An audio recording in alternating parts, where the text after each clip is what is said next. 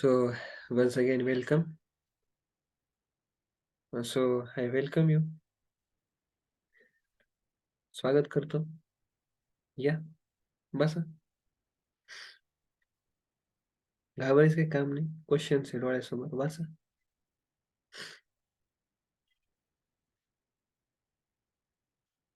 काय मोबाईल हातात धरून पाहतो. वाच ना. हा, वाच. काय क्वेश्चन? हा, झालं वाचून? घ्या. तू पण वाच ना. हा, काय क्वेश्चन आहे? ठीक आहे. मीच वाचतो. Which one of the following cannot be explained on the basis of Mendel's law of dominance? Question 1 आहे. क्वेश्चन 1 साठी खाली 4 स्टेटमेंट दिलेले आहेत. वाचायचे. करेक्ट आन्सर जे असेल ते त्या ठिकाणी सिलेक्ट करायचंय. Question 2. Which of the following statements are correct with respect to Mendel's law of dominance? Questions थोडेसे क्रिटिकल वाटतंय काय? बनवले तर मीच आहे. ठीक. सॉल्व्ह करण्याचा आपण पुरेपूर प्रयत्न करायचा. ठीक आहे. या ठिकाणी Which one of the following cannot be explained on the basis of Mendel's law of dominance? Cannot be explained. Dominance law काय सांगतोय सांगा? लॉ ऑफ डॉमिनन्स मध्ये आपण किती पोस्ट्युलेट्स इन्क्लूड केले होते? पहिलं आपण काय इन्क्लूड केलं होतं? Factors occurs in the form of pairs. बरोबर आहे का? Yes. Character is always controlled by factor. हे डॉमिनन्स मध्ये येत आहे. Out of one pair of factor one is dominant factor whereas other is recessive factor. हे पण कशात होतं? लॉ ऑफ डॉमिनन्स मध्ये. मग आपल्याला विचारलंय can not be explained on the basis of Mendel's law of dominance. Mendel's law of dominance मध्ये जे स्टेटमेंट येत नाही ते एक्सप्लेन आपण डॉमिनन्स लॉ द्वारे नाही करू शकत. डोक्याचा भाग. ठीक आहे. या ठिकाणी क्वेश्चन 1 चा आन्सर काय येईल? फक्त आन्सर 1 ऑफ क्वेश्चन 1 इज 1. कळतंय का? Very good. कळतंय का? हा. आता दुसरा क्वेश्चन तू सॉल्व्ह करायचा. मी नाही करणार. ठीक आहे. कर सॉल्व्ह. वाच. Very good. व्हिडिओला पॉज करायचं. पॉज मध्ये पॉज करायचं. असं नाही का मग सराला थांबून धरायचं इतका टाइम. व्हिडिओला पॉज करायचं कारण की सरांचं लगेच उत्तर चालू होणार आहे ना. कळतं मी काय म्हणतो? व्हिडिओला पॉज करायचं. सर जेव्हा म्हणते वाच लगेच व्हिडिओ थांबवायचा, वाचायचा, सॉल्व्ह करायचा, नंतर मग व्हिडिओ ऑन करायचा. डोक्याचा भाग. ठीक आहे. वाचा question. Which of the following statements are correct with respect to Mendel's law of dominance? Mendel's law of dominance हेच आहे ना मग. 2, 3, 4 हे करेक्ट आहे. हे दोन्ही क्वेश्चन्स अल्टरनेटली असे विचारले जाऊ शकतात. हे मला सांगायचं होतं. कळतंय का? डोक्याचा भाग. येस. त्याचे आपण आन्सर या ठिकाणी घेऊया. 2, 3, 4. आता नेक्स्ट क्वेश्चन तुमच्यासाठी आहे. मी सॉल्व्ह करणार नाही. ठीक आहे. वाचा क्वेश्चन. व्हिडिओला पॉज करा. सॉल्व्ह करा. ठीक आहे. आता मी सॉल्व्ह करतो. Which one of the following statements are correct with respect to laws of inheritance proposed by Mendel? हा तुमच्यासाठी गिफ्ट आहे. इकडे या. Question 2. Which of the following statements are correct with respect to Mendel's law of segregation? Mendel's law of segregation त्याला आपण असं पण म्हणलो प्युरिटी ऑफ गॅमेट. हा पण करेक्ट आहे. क्वेश्चन 2 सांगतं out of one pair of factor one is dominant factor where हे तर डॉमिनन्स वाला आहे. Character is control by both factor. हे आपलं डॉमिनन्स आहे. Factor occur in the form of homozygous pair. Factor occur in the homozygous pair. आपल्याला माहिती factor occur in the form of pair. कळतंय मी काय म्हणतो? ही डॉमिनन्सची गोष्ट आहे. Factor never show any blending because of it we get both the characters of parent of F1 generation into characters of parent of F1 generation into F2 generation. कळतं? हे आपलं काय त्या ठिकाणी लॉ ऑफ सेग्रिगेशन. आता या ठिकाणी first and fifth statement are correct with respect to law of segregation. आपल्याला करेक्ट काय with respect to law of segregation, असं नाही का डॉमिनन्सचे पण करेक्ट स्टेटमेंट तिथं टाकून द्यायचे. या ठिकाणी फक्त आन्सर येईल 1 and 5. कळतंय? तर हे त्या ठिकाणी आन्सर आहे. अच्छा, फर्स्ट कोणाला समजलं का नाही समजलं? तुला समजलं का? हां. कसं समजलं? हां. आपल्याला माहिती आहे. अगोदर पॅरेंट्स कसे होते? टॉल, टॉल आणि इथं डॉर्फ होते. हे काय? याच्यानंतर आपण इथं क्रॉस केला काय झालं? Capital T, small T. आता ही जी F1 जनरेशन आहे. F1 जनरेशनचे पॅरेंट कोणते? हे पॅरेंट मध्ये एक कोण आहे? टॉल, एक कोण आहे? डॉर्फ. ठीक आहे. आता या ठिकाणी F1 जनरेशन मध्ये F1 जनरेशन ही आहे. आता F2 जनरेशन कशी आहे?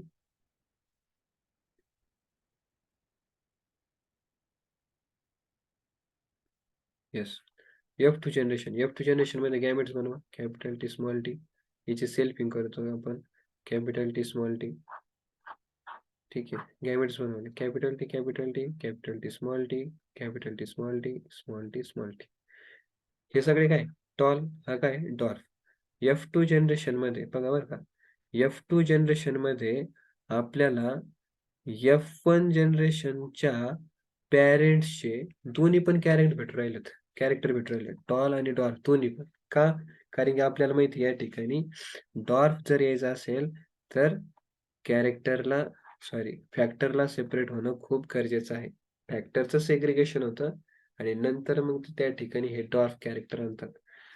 Law of segregation is very very important here in this case. Yes, अशा पद्धतीने क्वेश्चन 2 चा आन्सर येईल 1 and 5th statement. But what is question 1? Just look at here. Statements are correct with respect to laws of inheritance proposed by Mendel. असं नाही का कोणी आणखी दुसरं सायंटिस्ट घेतला. मेंडल्सने 2 लॉज प्रपोज केलेले आहेत. कोणते कोणते? Law of dominance and law of segregation. अच्छा, मग सांगा बरं किती स्टेटमेंट बरोबर येतील? 1 2 का 4? किती येतील? हां, सगळेचे सगळे स्टेटमेंट बरोबर येतील. 1 पण, 2 पण, 3 पण, 4 पण, 5 पण. कळलं सगळ्यांना? हां. अरे मूर्खा, डोक्याचा भाग आहे का तुला काही? थोडंसं वाचायचं ना. या ठिकाणी काय सांगितलंय? Factors occur in the form of homozygous pairs. या ठिकाणी काय factors occurs in homozygous pair आहे का? Not absolutely necessary. कळलं का? मेंडल फक्त म्हटला की factor occurs in the form of pairs. जास्त डोकं लावायला लागलं तू. हं? डोक्याचा भाग. आता या ठिकाणी next, character is controlled by both factor. Mendel law of dominant काय सांगतो? Character is controlled by dominant factor. Which factor? Dominant factor, that is capital T. You understand? That is one thing. So character is always controlled by a factor. But या ठिकाणी आपण म्हणू शकतोय dominant factor which expresses itself. Recessive factor do not express itself. So character which we see, that is because of the what? One of the particular allele. ठीक आहे. या ठिकाणी हे स्टेटमेंट पण काय आलं तुमचं? इनकरेक्ट झालं. इन केस ऑफ मेंटल सांगतो आपण. ठीक आहे. कोडॉमिनन्स मध्ये character is controlled by both factor. Out of one pair of factor, one is dominant factor whereas other is recessive factor. Out of one pair of factors, one is dominant factor whereas other is recessive factor. या ठिकाणी आपण पाहतो की in F1 generation, if we see in F1 generation, one factor acts as a dominant factor whereas other factor is acts as a recessive factor. या ठिकाणी मी एक शब्द add करायला पाहिजे होते. Out of dissimilar pair. Out of dissimilar. Understand? One is dominant factor whereas other is recessive factor. Then that will be considered as correct. तर मग या ठिकाणी which one of the following statements are correct with respect to laws of inheritance? त्याच्यामध्ये आपण दोन्ही पण घेणार, law of dominance as well as law of segregation. त्याच्यानुसार आपल्याकडे करेक्ट स्टेटमेंट कोणते कोणते येतात बघा. हा एक करेक्ट स्टेटमेंट येतोय. त्याच्यानंतर हा एक करेक्ट स्टेटमेंट येतो आणि हा एक करेक्ट स्टेटमेंट येत आहे. ठीक आहे. So these are the three statements which are correct with respect to laws of inheritance. Still I see or I wish many kind of comments from you about this question, and then we will solve again these things ahead. So 1, 4, 5 are correct with respect to the question 1, and 1 and 5 are correct with respect to question 2. Now let's go ahead and solve many other questions. या ठिकाणी आपण question पाहू. Impure tall pear plant is crossed with. आता याच्यामध्ये सगळ्यांना यायला पाहिजे. ठीक आहे. Impure tall pear plant is crossed with dwarf plant. ठीक आहे. Impure tall सांगितलंय. आपल्याला माहिती आहे tall साठी दोन चिनोटाइप. कॅपिटल टी दुसरा कॅपिटल टी स्मॉल टी. विचारलं काय? Impure tall pear plant is crossed with dwarf plant. Small T. ठीक आहे. This cross produces 200 offspring. How many? ठीक आहे. नंतर जाऊ द्या. How many of them have pure tall and dwarf plant respectively? Cross करायचा. क्रॉस करण्यासाठी अगोदर गॅमेट्स बनवायचे. ठीक आहे. कॅपिटल टी स्मॉल टी असे दोन गॅमेट बनले. याच्यापासून किती गॅमेट? एकच. पुन्हा स्क्वेअर मारू. कॅपिटल टी स्मॉल टी आणि स्मॉल टी. ठीक आहे. असं आपले झायगोटिक कॉम्बिनेशन.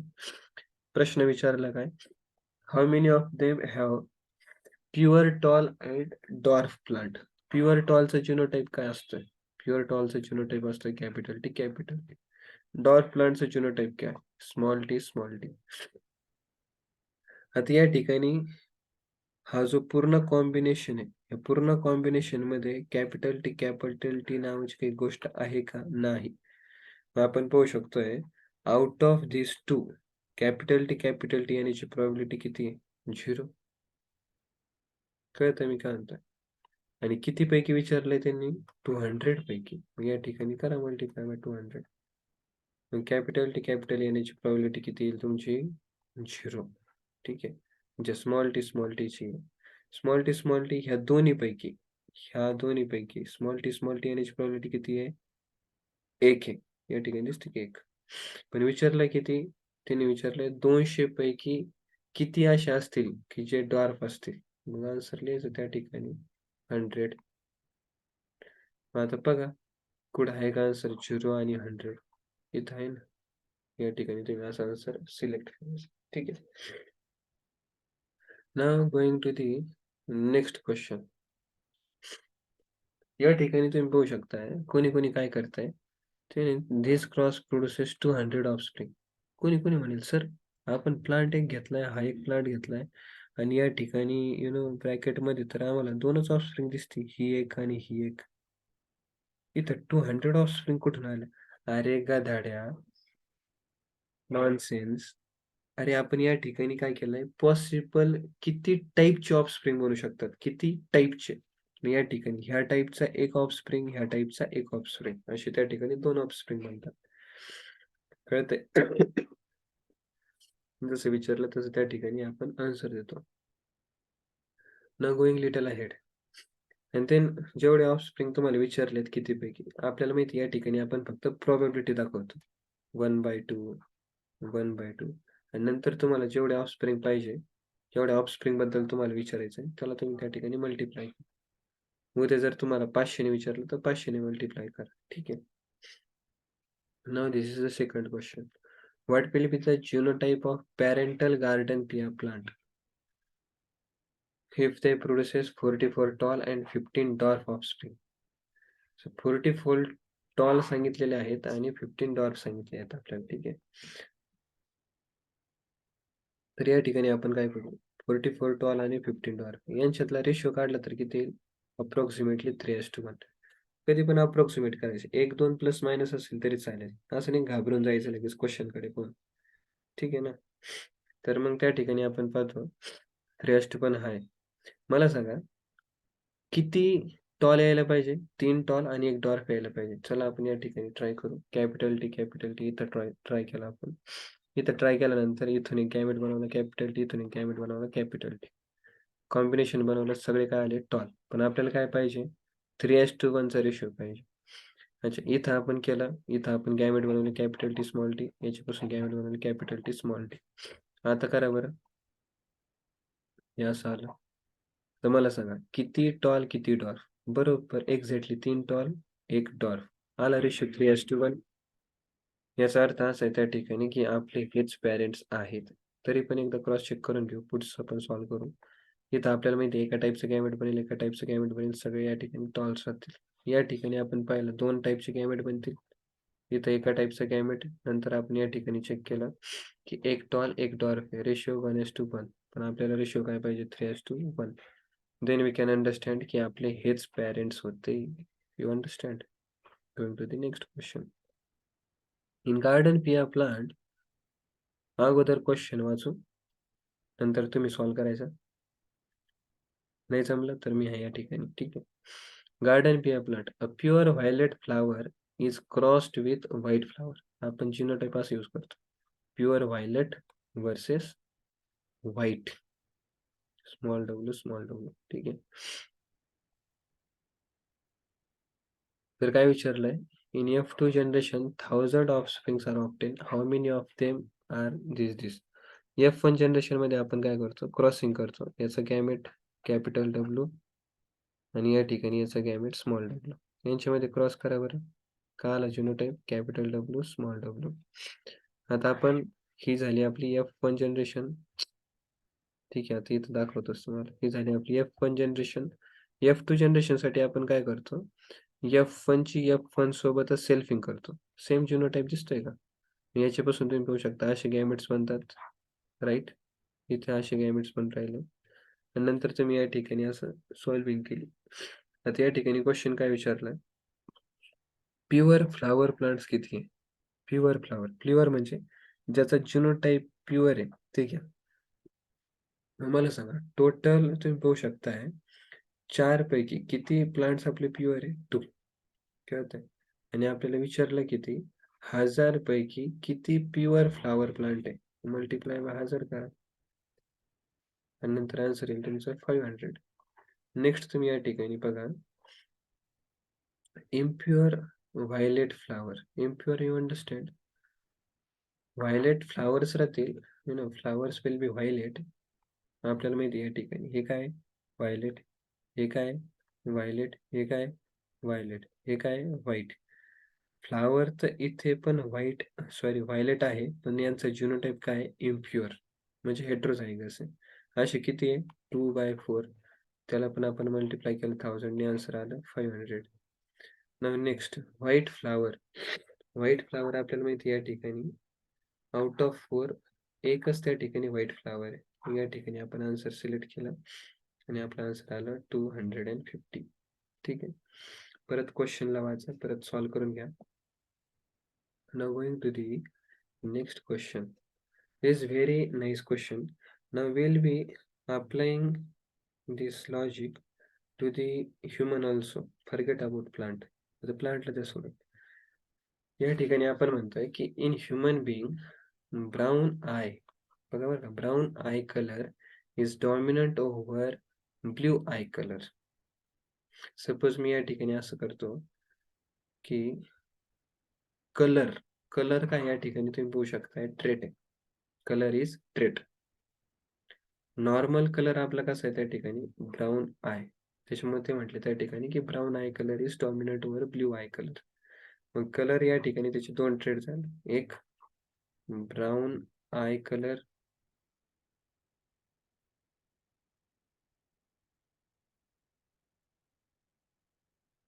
आणि नंतर दुसरा ब्ल्यू आय कलर. ठीक आहे. सपोज आपण ब्राउन आय कलर साठी या ठिकाणी जिनोटाइप घेऊया.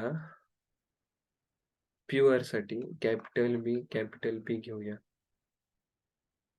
आणि ब्ल्यू आय साठी आपण घेऊ स्मॉल बी.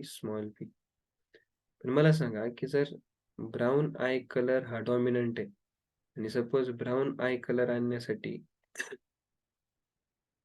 कॅपिटल बी हा अलील रिस्पॉन्सिबल आहे. तर आपल्याला माहिती त्या ठिकाणी हेट्रोझायगस पेअर मध्ये पण डॉमिनंट अलीलच एक्सप्रेस होतो, रिसेसिव्ह अलील एक्सप्रेस होत नाही. मग आपण म्हणू शकतो की ब्राउन आय कलर आणण्यासाठी आपल्याकडे 2 पॉसिबल केस आहे. कॅपिटल बी स्मॉल बी. आणि ब्ल्यू साठी आपल्याला माहिती आहे की दोन्ही पण कशा असायला पाहिजे, रिसेसिव्ह असायला पाहिजे. कळतंय का मी काय म्हणतोय? मी कॅपिटल बी हा दाखवतोय या ठिकाणी. कॅपिटल बी हा जो आलेला आहे तो आईजला ब्राऊन कलर देतो आणि स्मॉल बी जो आहे तो आईजला नॉर्मली ब्ल्यू कलर देतो, म्हणजे एक्सप्रेस नाही होत, ब्ल्यू कलर राहतो. मग त्यानुसार मग आपण करू या ठिकाणी कॉम्बिनेशन. कॅपिटल बी म्हटल्यानंतर आईचा कलर कसा? ब्राऊन. कॅपिटल बी स्मॉल बी म्हटल्यानंतर आपल्याला माहिती आहे कॅपिटल बी एक्सप्रेस होतो, आईचा कलर ब्राऊन. स्मॉल बी असेल तर आईचा कलर ब्ल्यू, कारण त्याच्यामध्ये कॅपिटल बी नाहीच आहे की जो जनरली आईजला ब्राऊन कलर देतो असं. मग ते म्हणतात की what will be the genotype of brown eyed parents if they have blue eyed child. या ठिकाणी ते म्हणतात की जे तुमचे पेरेंट्स आहेत है ना, पेरेंट्स पेरेंट्स कसे तुमचे त्या ठिकाणी ब्राऊन आईड आहेत, ब्राऊन आईड. यांचा जिनोटाइप काय असू शकतो? कॅपिटल बी कॅपिटल बी कॅपिटल बी कॅपिटल बी असं पण असू शकतो, किंवा कॅपिटल बी स्मॉल बी कॅपिटल बी स्मॉल बी पण असू शकतो. ते विचारतात आपल्याला की तुमचा नेमकी जिनोटाइप काय आहे पेरेंट्सचा, पण ते म्हणतात की तुम्हाला समजणार कसं काय? मग आम्ही तुम्हाला एक हिंट देतो. काय हिंट देता? ते म्हणे की हे जे पेरेंट्स आहेत ना, त्या पेरेंट्सचा जो चाइल्ड आहे तो ब्लू आईड आहे. ब्लू आईड म्हणल्यानंतर आपल्याला माहिती आहे त्याचा जिनोटाइप कसा राहील? बी. मला थोडासा विचार करून तुम्ही सांगा की या ठिकाणी जर बी जर असेल, नो, चाइल्ड जर बी असेल, याचा अर्थ त्या ठिकाणी काय आहे की एक जो आलेला आहे तो तर फादर कडून यायला पाहिजे, आणि एक जर आलेला आहे तो तर मदर कडून यायला पाहिजे. जर एक जर फादर कडून यायला पाहिजे तर फादर म्हणजे कमीत कमी एक तर पाहिजे, आणि मदर कडे सुद्धा पण त्या ठिकाणी कमीत कमी एक तरी पाहिजेच. आणि दुसरी गोष्ट ते काय म्हणतात की पॅरेंट दोन्ही पण ब्राऊन आईड आहे. ब्राऊन आईड म्हणल्यानंतर एक तरी कॅपिटल बी पाहिजेच. कळतंय? त्यानुसार आपण या ठिकाणी असं इन्फरन्स घेतला की जे तुमचे पॅरेंट आहे त्यांचा जिनोटाइप हाच आहे. कळतंय की मी काय म्हणतो? अशा टाईपचे जे क्वेश्चन असतात ना, त्या क्वेश्चन्समध्ये जर तुम्हाला जर पॅरेंट्स ओळखायचं असेल किंवा कोणी पण ओळखायचं असेल, कोणतीतरी एक हिंट भेटणार. एक तर तुम्हाला अशी हिंट भेटेल की चाइल्ड कोण आहे तुमचा, किंवा अशी पण हिंट भेटेल की तुमचे पॅरेंट्स कोणते होते. एक तर पॅरेंट्सची इन्फॉर्मेशन दिली जाईल किंवा चाइल्डची इन्फॉर्मेशन दिली जाईल, आणि ह्या इन्फॉर्मेशनद्वारे काय केलं जाईल? तुमचा आन्सर काढला जाईल. ठीक आहे. आता एकदा तुम्ही सॉल्व्ह करा. आता नेक्स्ट क्वेश्चन तुमच्यासाठी. ठीक आहे. मी नाही करणार सॉल्व्ह. ठीक आहे. क्वेश्चन वाचा. Yes. Now you can try to solve by pausing the audio and then I will solve. ठीक आहे. काय काय मिस्टेक झाले असतील ते आता आपण स्टडी करू. या ठिकाणी तुम्ही बघा. Human being brown eye colour is dominant. प्रत्येक वेळेस असं सांगितलं नाही जाणार. समजून घ्यायचं की ब्राऊन आय कलर डॉमिनंट आहे ओव्हर ब्ल्यू आय कलर. आता या ठिकाणी brown eyed male has blue eyed mother. भारी क्वेश्चन आहे एकदम. थोडीशी आनंद आला क्वेश्चन मध्ये. थोडस मी बसून घेतो. काय तुमच्यासाठी चाललंय सगळ्या गोष्टी. तुम्ही जर व्यवस्थित केलं तर आहे. तेवढे आपण क्वेश्चन घेतो, तुम्ही व्यवस्थित समजून नाही घेतलं तर then what is the use? अच्छा, व्हॉट इज द यूजला संस्कृतमध्ये आपण म्हणतो तथक्किम. काय म्हणतो? तथक्किम. एवढी पूर्ण बायोलॉजी वाचली, मार्क नाही पडले, तथक्किम तथक्किम तथक्किम. सरांनी एवढं सगळं शिकवलं आणि डोक्यात काहीच घुसलं नाही. तथक्किम तथक्किम तथक्किम. घरच्यांनी एवढे सगळे पैसे भरले, मुलाला त्या ठिकाणी शिकवण्यासाठी पाठवलं चैतन्य गुरुकुलमध्ये. मुलगा अभ्यासच नाही करू राहिला. सॉरी, मुलगी अभ्यासच नाही करू राहिली. तथक्किम तथक्किम तथक्किम. हा, डोक्यात तथक्किम तथक्किम नका ठेवू. वाच पुढचं. अरे, तथक्किम तथक्किम.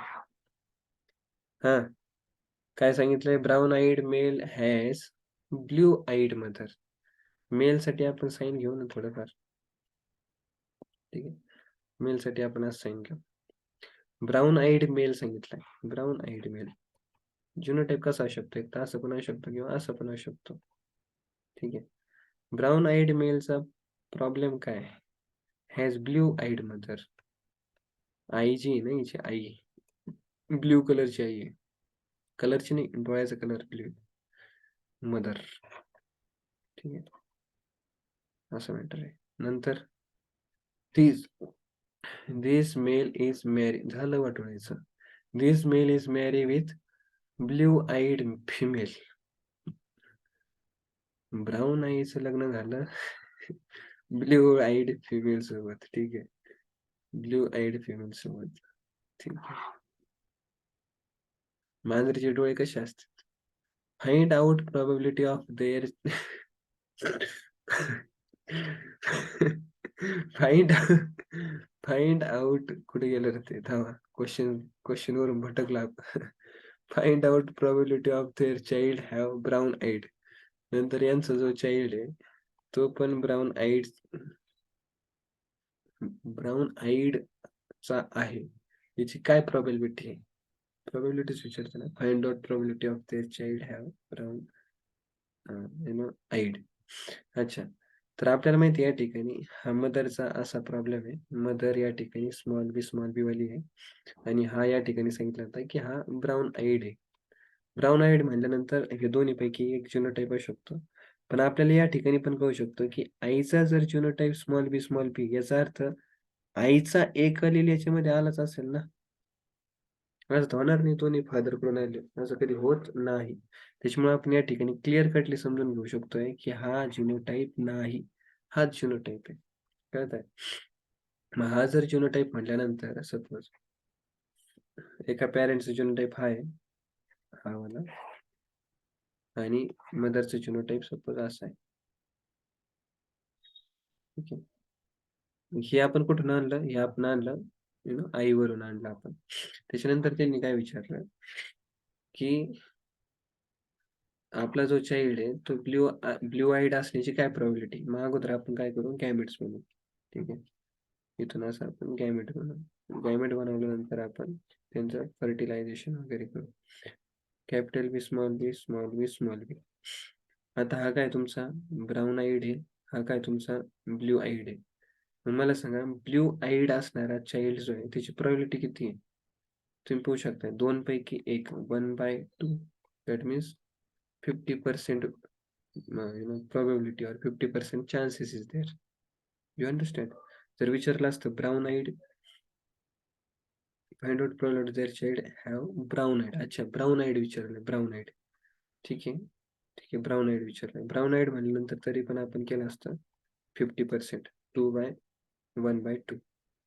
ब्राऊन आईड असेल किंवा या ठिकाणी ब्ल्यू आईड जरी विचारलं असेल, ठीक आहे, तरी पण आपण त्या ठिकाणी आन्सर काढू शकतो. You understand? So this is the one question. Please note it down. Yes.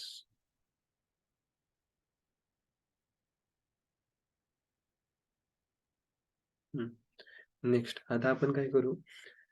थोडेसे हे जे क्वेश्चन आहेत, हे क्वेश्चन्स आपण डिसीज सॉल्व्ह करण्यासाठी पण यूज करू. डिसीजेस. ठीक आहे. डिसीज रोग. तर त्या ठिकाणी वेगवेगळे डिसीजेस आहे which are because of the defective genes और बिकॉज ऑफ डिफेक्टिव्ह अलील. या ठिकाणी काही एक्झाम्पल्स आहेत, डिसऑर्डर्स आहेत. So first of all, we are taking the example of albinism. We'll explain what is albinism in our future classes. For the sake, try to understand. Albinism जो आहे, it is an autosomal recessive disease. म्हणजे या ठिकाणी albinism cause करणारे जे jeans आहेत, they are present on the autosome, not on sex chromosome. And it is a recessive disease. It is a recessive disease. The first child of normal parent is albinic. What will be the probability of their second child to be albinic? ठीक आहे, आता या ठिकाणी पाहू आपण. हो, will go through autosomal recessive disease आहे albinism. ठीक आहे, या ठिकाणी आपण सपोज समजून घेऊ, ए आपला जो आहे डॉमिनंट अलील आहे स्मॉल ए जो आहे आपला रिसेसिव्ह आलेला आहे. एकाच जीनचे 2 फॉर्म. पण या ठिकाणी जो स्मॉल ए जो आहे अलील, स्मॉल ए रिसेसिव्ह अलील, तो डिसीज कॉज करतो. इथं दिलंय ना, ऑटोझोमल रिसेसिव्ह डिसीज. जो डिफेक्टिव्ह आलेल आहे, तो या ठिकाणी डिसीज कॉज करेल. You understand? मला सांगा, आपल्याकडे जर 2 अलील आहे, आपले किती पॉसिबल जिनोटाइप बनू शकतात? या ठिकाणी आपण लिहू 3 पॉसिबल जिनोटाइप बनतील. Capital A, capital A, capital A, small A, small A, small A. अच्छा, आपल्याला माहिती आहे ए डॉमिनंट आहे आणि आपल्याला माहिती आहे ए काही डिसीज कॉज करत नाही. या ठिकाणी आपण लिहू कॅपिटल ए, कॅपिटल ए. हा जो पर्सन ज्याच्याकडे हा जिनोटाइप राहील, ज्या पर्सनकडे, तो पर्सन नॉर्मल. अच्छा, ज्या पर्सनकडे हा capital A, small A genotype आहे, तो पर्सन पण कसा राहील? नॉर्मल. कारण की आपल्याला माहिती आहे कॅपिटल ए डॉमिनंट आहे. कॅपिटल ए डॉमिनंट म्हटल्यानंतर जो पर्सन राहील तो पण काय राहील? नॉर्मल. पण आपण पाहू शकतो की याच्याकडे स्मॉल ए पण आहे आणि स्मॉल ए काय तुमचा डिफेक्टिव्ह आलेले डिसीज कॉझिंग आलेल आहे. मग तुम्ही पाहू शकता हा असा पर्सन आहे ज्याच्याकडे डिसीज कॉझिंग आलेल आहे. मग तुम्ही म्हणू शकता या ठिकाणी हा काय करतोय? डिफेक्टिव्ह आलेलला कॅरी करतोय, डिसीज कॉझिंग आलेलला कॅरी करतोय. त्याच्यामुळे आपण म्हणू शकतोय हा जो कॅपिटल ए स्मॉल ए वाला जो पर्सन आहे त्याला आपण म्हणतो normal but carrier. Normal but carrier because it carries the defective allele. आणि स्मॉल ए जो आहे it is a diseased completely. कारण याच्यामध्ये आपण पाहू शकतो की दोन्ही पण जे आलेले आहेत ते डिफेक्टिव्ह डिसीज कॉझिंग आलेले आहेत. या ठिकाणी आपण पाहतो की स्मॉल ए आहे. मग ह्या ऍक्च्युली पर्सनला काय होईल? त्या ठिकाणी अल्बिनिझमचा शिकार होईल. हा पर्सन राहील अल्बिनिक किंवा अफेक्टेड. ज्या पर्सनला अल्बिनिझम झालाय so he will be albinic person, affected person. ठीक आहे ना? थोडंसं आता नॉलेज अप्लाय करू आता. त्यांनी विचारलं काय? The first child of normal parent. बघा बरं का या ठिकाणी first child of normal parent is अल्बिनिक.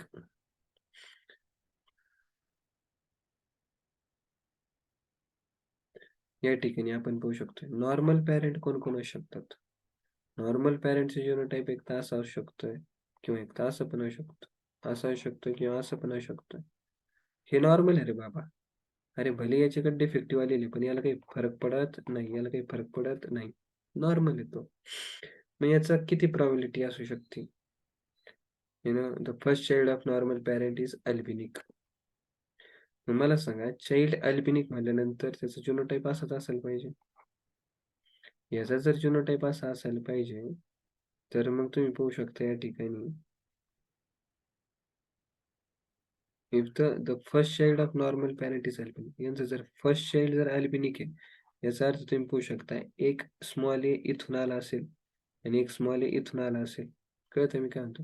याचा अर्थ हा त्यांचा जिनोटाइप नसणारच. कळतं मी काय म्हणतो? मग पॅरेंटचा जिनोटाइप कसा आहे? पॅरेंटचा genotype capital A small A, capital A small A. ठीक आहे. Male suppose a female. ठीक आहे. तिने काय विचारलंय? What will be the probability of their second child to be albinic. First child काय तुमचा अल्बिनिक आहे. सेकंड चाइल्ड अल्बिनिक येण्याची प्रोबॅबिलिटी काय? गॅमेट्स बनवा. ठीक आहे. याचे काय गॅमेट्स बनतील? Capital A small A. इकडे गॅमेट बनवा कॅपिटल ए स्मॉल ए. करा मग calculation. Capital A, capital A, capital A, small A, capital A, small A, small A, small A. कळतंय मी काय म्हणतोय? मजा आली असं नाही ना? सॉल्व करा पुढचं. What will be the probability of their second child to be albinic. Second child कोणता याच्यापैकी मोजा? 1 हे पहिला, हे दुसरा, हे तिसरा, चौथा. सांगा कोणतं सेकंड चाइल्ड? हा कोणतं? हा हे काय तुमचं सेकंड चाइल्ड आहे. हे जर सेकंड चाइल्ड आहे मग सांगा बरं याची प्रोबॅबिलिटी किती आहे अल्बिनिक असण्याची? अल्बिनिक कळत आहे अल्बिनिक म्हणजे स्मॉल ए स्मॉल ए. सांगा हे कॅपिटल ए स्मॉल ए हे कधी स्मॉल ए आहे का? नाही. मग याची प्रोबॅबिलिटी किती येईल? 0%. किती पर्सेंट? 0%. कळलं? एक फटका द्यायला पाहिजे. अरे या पुनेट स्क्वेअर मध्ये आपण हे स्टडी करतो की किती टाईपचे ऑफस्प्रिंग बनू शकतात. किती टाईपचे ऑफस्प्रिंग बनू शकतात. म्हणजे हा ऑफस्प्रिंग येण्याची प्रोबॅबिलिटी किती आहे? 1/4. हा ऑफस्प्रिंग येण्याची प्रोबॅबिलिटी किती आहे? 2/4. हा ऑफस्प्रिंग येण्याची प्रोबॅबिलिटी किती आहे? 1/4. कळतंय का? म्हणजे सेकंड चाइल्ड जो राहील तुमचा, कोणता चाइल्ड? Second child. असं नाही लगेच मोजायचं या ठिकाणी हा पहिला, दुसरा, तिसरा, चौथा. आणि जर या ठिकाणी जर मग आला असता 8th चाइल्ड मग 8th चाइल्ड म्हटल्यानंतर तू तर म्हणला असशील किंवा तू म्हणली अशी या ठिकाणी सर 1 आहे, 2 आहे, 3 आहे, 4 आहे, 8 कुठे आहे? अरे नॉनसेन्स 8. अरे तो चाइल्ड तुमचा 1000वा असू द्या. तसं तर होणार नाही कधी. पण मग तो चाइल्ड सोबत 3rd, 4th, 5th कोणता असेल? अरे कॉम्बिनेशन तर हेच राहील ना. अरे पॅरेंट काय चेंज होणार आहे का तुमचे? फर्स्ट चाइल्डला पॅरेंट हे, सेकंड चाइल्डला पण पॅरेंट हेच राहणार ना. थर्ड चाइल्डला पण पॅरेंट हेच राहणार. फोर्थ चाइल्डला पण पॅरेंट हेच राहणार ना. मग यांचे गॅमेट्स असेच बनणार ना. Capital A, small A, capital A, small A. कळतंय मी काय म्हणतोय? आणि नंतर झायगोटिक कॉम्बिनेशन असंच बनेल. असंच बनू शकतंय. प्रोबॅबिलिटी अशीच असू शकते. याच्यापैकी अल्बिनिक असण्याची प्रोबॅबिलिटी किती? 1/4 म्हणजे 25% काय तुमची प्रोबॅबिलिटी किंवा चान्सेस आहे सेकंड चाइल्ड अल्बिनिक होण्याची. अरे सेकंड काय, थर्ड काय, फोर्थ काय, फिफ्थ काय, सिक्स्थ काय, कोणतं चाइल्ड असू द्या फ्युचर मधलं अल्बिनिक होण्याची एवढीच प्रोबॅबिलिटी. अच्छा, नॉर्मल होण्याची किती प्रोबॅबिलिटी सांगा बरं? नॉर्मल होण्याची प्रोबॅबिलिटी तुम्ही सांगा. येस, नॉर्मल आपल्याला माहिती आहे 2 केसेसमध्ये व्यक्ती नॉर्मल असतोय. पहिली केस कॅपिटल ए, कॅपिटल ए, दुसरा कॅपिटल ए, स्मॉल ए. या ठिकाणी नॉर्मल होण्याची प्रोबॅबिलिटी 3/4 किंवा 75%. जर मी तुम्हाला विचारलं नॉर्मल विथ कॅरियर होण्याची प्रोबॅबिलिटी, मग येईल तुमचं 2/4 दॅट इज 50%. नॉर्मल विथ कॅरियरचा जिनोटाइप काय आहे? Capital A, small A. कळतं मी काय म्हणतो? So very good. So with this will go to the second question. Question असे सॉल्व करा. Yes. Now next question. A human being albinism is an autosomal recessive disease. Same thing is there. Normal male has affected father. नाही तर एक तर बाप affected, नाही तर आई affected, नाही तर ह्या अफेक्टेड, ती अफेक्टेड. ती अफेक्टेड मी काय करू? अरे डिसीज कोणाला आहे? त्यांना. पोरग कोणाचं डिफेक्टिव्ह? ते त्यांचं. लग्न कोणी केलं? त्यांनी. पोरं कोणाचे? त्यांचे. आणि मला काय करावं लागू राहिलंय? काढा प्रोबॅबिलिटी, काढा हे, काढा ते, काढा हे. मी काय यासाठी जन्म घेतलेले काय? अरे नॉनसेन्स. आपण शिकू राहिलोय. काय करू राहिलोय? शिकू राहिलोय. समजून घे ना तू. एवढं काय लगेच रागवतो किंवा तू असेल तर तापती. थोडं समजून घ्या. अरे शिकण्यासाठी ह्या सगळ्या गोष्टी. है ना? थोडंसं प्रॉपरली धीर धरून एक गोष्ट सॉल्व्ह करायची असती. समजून घ्यायचं असतंय. है ना? चला पुढचं बोला. Normal male has affected father. Autosomal recessive disease आहे. परत आपण काय करतो त्या ठिकाणी जे किती पॉसिबल जिनोटाइप अपेअर होऊ शकते ते अगोदर आपण लिहून घेतो. आपल्याला माहिती आहे या ठिकाणी पॉसिबल जिनोटाइप्स या ठिकाणी एवढे आहेत. येस. कॅपिटल ए नॉर्मल राहील, capital A small A normal but carrier आणि स्मॉल ए कसं राहील त्या ठिकाणी अल्बिनिक. हे झाले 3. त्याच्यानंतर आपल्याला सांगितलं त्या ठिकाणी normal male has affected father.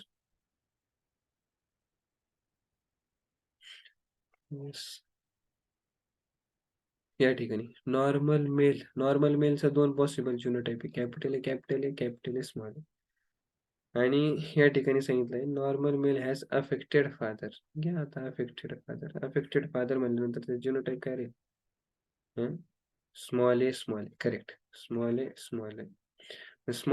म्हटल्यानंतर सांगा बरं ह्या मेलचा जिनोटाइप काय राहील? हाच. आपण म्हणू शकतो या ठिकाणी हा कधी त्या जिनोटाइप राहणार नाही. ठीक आहे, इथपर्यंतच कळलं. This male marry with a female whose father is also affected.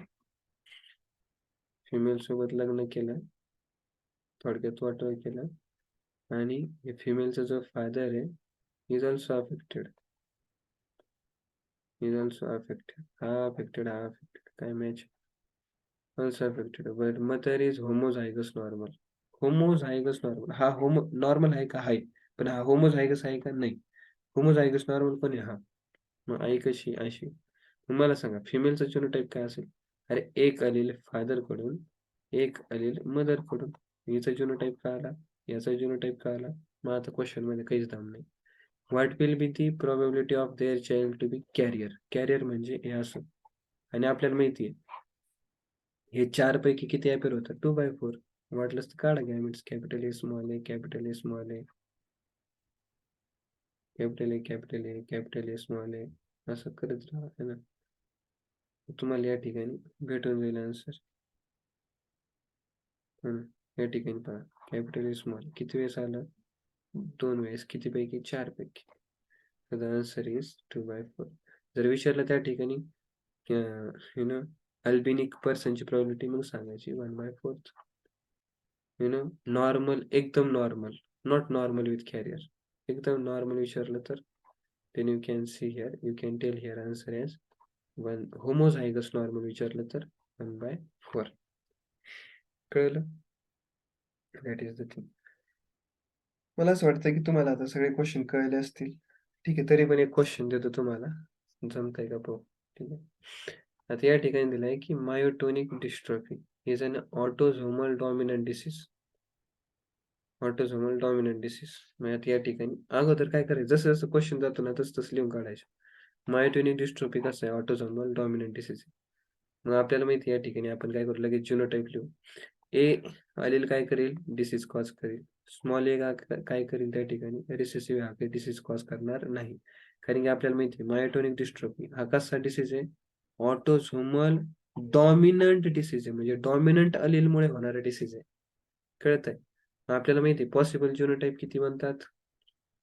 3 बनतात. Capital A, capital A, capital A, small A, small A, small A. Dominant म्हणल्यानंतर तुम्ही पाहू शकताय, डॉमिनंट म्हणल्यानंतर कॅपिटल ए कॅपिटल वाला तर डिसीज होणार आहे. कॅपिटल ए स्मॉल ए आपल्याला माहिती डॉमिनंट एक्सप्रेस होतं, त्याच्यामुळे याला डिसीज होणारच आहे. स्मॉल ए याला काही नाही होणार. कळतंय? कारण याच्यामध्ये कॅपिटल ए नाहीच आहे. आणि कॅपिटल ए काय करतो? कॅपिटल ए आलेली डिसीज कॉज करतो, मायोटोनिक डिस्ट्रॉफी. मग समजून घ्यायचं capital A, capital A, capital A, small A, हे पर्सन राहणार अफेक्टेड, हे राहणार normal. Exactly opposite. Autosomal disease मध्ये आपण जसं शिकलो त्याच्या एक्झॅक्टली ऑपोजिट. ठीक आहे. आता या ठिकाणी काय विचारलंय? Normal male. नॉर्मल मेल म्हटल्यानंतर आपल्याला माहिती आहे जीनोटाइप काय राहील? Small A, small A. Is marry with affected female whose father is also normal. Whose father is also normal. आता ही अफेक्टेड आहे. अफेक्टेड म्हटल्यानंतर जीनोटाइप 2 प्रकारचा, capital A, capital A, capital A, small A. मला सांगा father normal आहे म्हटल्यानंतर एक तरी आलेली इकडे आला असेल ना, म्हणजे फिमेलचे जीनोटाइप काय राहील? हाच. आणि मग मदर कडून काय आला असेल? कॅपिटल ए. मदर त्या ठिकाणी तुमची अशी पण असू शकते किंवा अशी पण असू शकते, पण एवढं तर फॅक्ट आहे की मदर कडून कॅपिटल ए यायलाच पाहिजे. ठीक आहे ना. whose father is also normal. What will be the probability of their child to be homozygous normal? करा क्रॉस, याचा आणि याच्यासोबत क्रॉस करा. ठीक आहे ना. क्रॉस केल्यानंतर हे असं भेटलं तुम्हाला आणि विचारलं काय? Homozygous normal. अगोदर बघा होमोझायगस कोण आहे? होमोझायगस हे, आणि आपल्याला माहिती small A, small A normal असते का नसते? यस, नॉर्मल असते. प्रॉबिलिटी किती? 1/2. that is 50%. That's it. Understand? So like these questions we can go and solve. So now coming to the conclusion, मला या ठिकाणी चार्ट सांगा. मोनोहायब्रिड क्रॉस मध्ये आपण करतो काय? मोनोहायब्रिड क्रॉस मध्ये आपण one character at a time study करतो. Study of inheritance of one character at a time और two traits at a time, है ना. वन कॅरेक्टर और two traits at a time. तर या ठिकाणी आपण असं करतो. डायहायब्रिड मध्ये 2 characters at a time, trihybrid मध्ये 3 कॅरेक्टर्स ऍट अ टाइम. ठीक आहे. तर आता या ठिकाणी आपण जर चेक केलं, थोडस विचार करा की आपण F2 जनरेशन बद्दल या सगळ्या गोष्टी स्टडी करतो. F2 जनरेशन मध्ये आपण सगळे फॉर्म्युले बेस्ड आपण सगळ्या गोष्टी करतो. इथं सांगा मोनो हायब्रिड मध्ये n किती घ्यायला पाहिजे? किती हेटेरोझायगस पेअर आहे? 1, 2 रेस टू 1 इथं, 3 रेस टू 1 इथं, 4 रेस टू 1. टाइप ऑफ जिनोटाइप्सला आपण या ठिकाणी 3:n यूज करणार. झायगोटिक कॉम्बिनेशनसाठी आपण या ठिकाणी 4:n यूज करणार. मग या ठिकाणी सांगा किती पेअर आहे बरं? Heterozygous pair 2. मग या ठिकाणी टोटल किती फिनोटाइपचे टाइप अपेअर होतील तुम्हाला?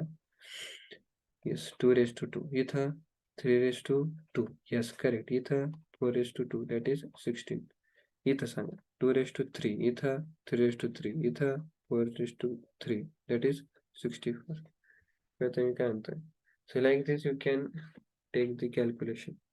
So with this we are ending with the you know uh, the questions on monohybrid cross. So I request all of you to solve such kind of questions, and at least to be have clear, you should have clear understanding with whatever we have discussed till now.